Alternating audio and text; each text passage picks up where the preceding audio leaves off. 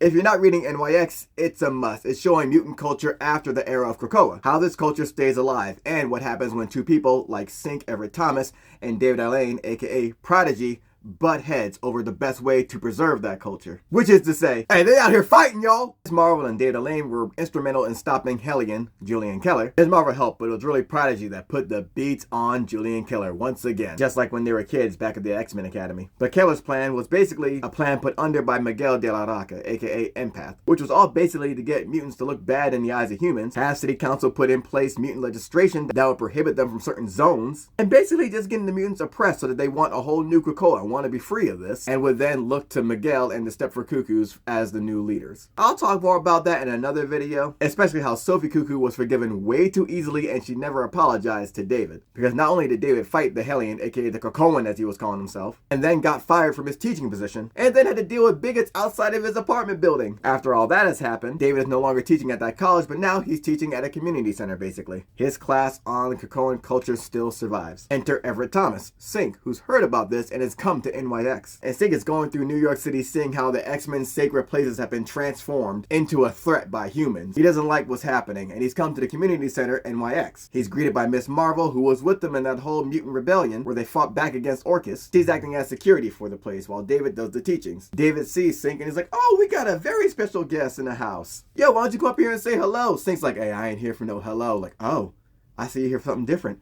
Why don't you tell me what's on your mind? You already know what's on my mind. David has to tell him, you know, that's not how my power works. I learned skills. I know skills. I don't know what's actually bothering you. See, Synch can now sync up with any mutant he's been in contact with. Mutants that aren't even in this reality anymore. So even though the NYPD shut down the X-Men's treehouse, he's a walking memorial now. And he's been all over the country and seen some dangerous shit, but nothing as dangerous as this. The way Synch sees it, David is selling a dream, and he's also made everybody a target here for a sentinel attack. All these mutants gathered in one place, that's not what's best for mutants. The way Synch sees it, the professor starts teaching, and the curriculum only changes one way. And he's telling David, yo, I don't think you ever made it up to Arakko, but I did. I'm about to make it real muty in here because I challenge you to the Circle Perilous. He's come for David's throne. And for those of you that don't know, back on Arakko, which you can read more about in X-Men Red, Arakko was filled with the black and black-coded mutants from Apocalypse's time. Apocalypse's people. They're now on Mars, which was terraformed to a new Arakko. And the way they ran things was they had a council. And there are a bunch of different seats on that council. There was a queen too, but there was still the council. And let's say you wanted a seat on that council. You could challenge a council member to the Circle Perilous. We saw Storm go through this when she took the throne. And if I remember correctly, I think Storm had the most challenges because she was defending her seat as the newcomer in and the new queen of Arakko. And the only way to make it out of the Circle Perilous was to either yield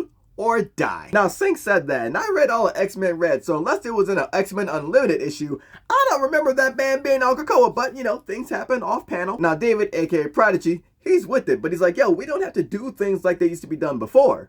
We sure this isn't about something else? Because this feels kind of personal. And this is just a clash of ideals, because Synch feels that this is all David's ego, and he's putting everybody in the crosshairs. David, Prodigy, is trying to build a world without violence for mutants. And Synch is like, nah, because we are mutants, Prodigy.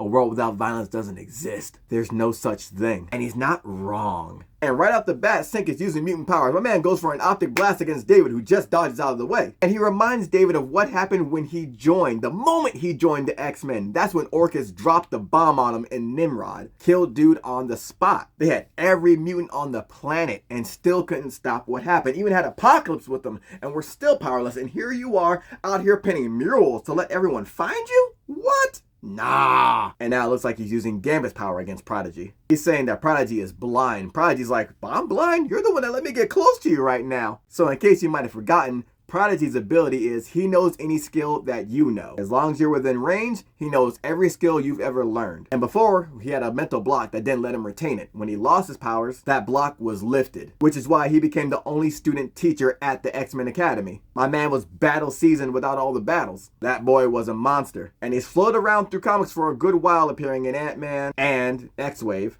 But the boy is pretty instrumental in the infrastructure on Krakoa, and now he's taken front seat here in NYX. And Synch, whose mutant ability is to be a better mutant with your powers than you, who can now sync with anyone he's ever come in contact with, at the problem of being aged a little bit each time he does when they're not around, is about to get a lesson in hands from David. And he teaches him violence real close. Gives him a Muay Thai knee to the stomach. Hit that man with the Jean-Claude Van Damme split kick, talking about you want to live above humans so they don't live above us. He gets where Synch is coming from, but every day that they were here building NYX was a fight. It was a fight to be here, to belong here, to stay here. And he's putting hands on this man. And he is taking it to this man while lecturing him. Yo, don't lecture me while beating my ass. He tells Everett, man, I shouldn't be surprised that you came here looking for a fight. Unfortunate for you, there's a kid here who was trained in boxing by Captain America, Steve Rogers, which means he's talking about Amari, this little black kid that was getting bullied, and Steve Rogers was showing him how to throw hands over in Captain America's Sentinel of Liberty. As a matter of fact, he was getting bullied in the same alley that Steve was when he was a kid. Amari is Steve Rogers' neighbor, and he's like, all right, let me show you what I've learned since then. And Amari has been getting one-on-one training with Steve Rogers, who has the best hands, some of the best hands in Marvel. I'll put no one above you, Matt Murdock. And I love this because, yeah, why wouldn't that kid be there? And it really makes a sense of community with these characters from other books as well. So now we know Amari hangs out over at NYX. And all those boxing lessons with Steve Rogers is something that wasn't just a one-time deal. It was still going on. And now we see Prodigy using that against Synch. But I already told you Synch's power. He's a better you than you with your ability. So he's like, oh, okay, thanks for informing me of that. And thanks for the ability as well, as he takes David's power and starts using it. And now they're evenly matched.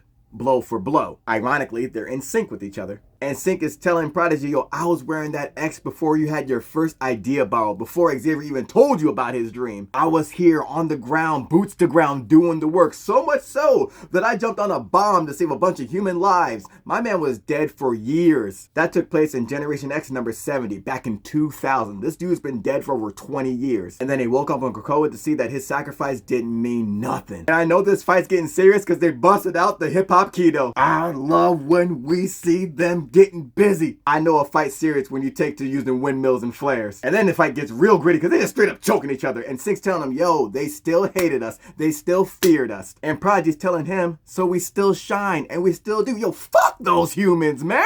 Prodigy lets him know, yo, we're not asking like Xavier did. And we ain't making empty threats either. We taking. We're building. We're growing. We're becoming icons. This ain't a dream.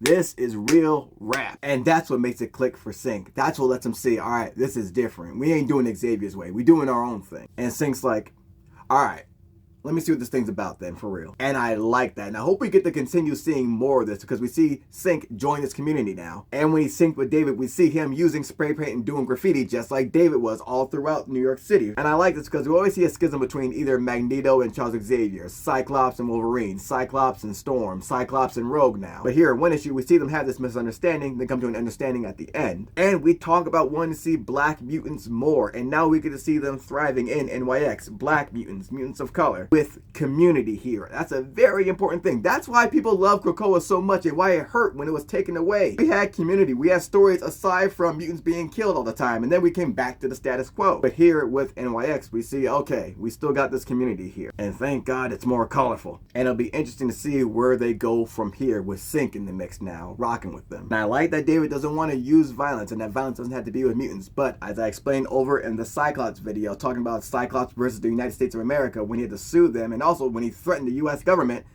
to be an X-Man means there will be a line that's crossed and violence will have to be used. Maybe David's trying to find a way of being an X-Man that's different, which I'm all for, and I hope we get to see more of.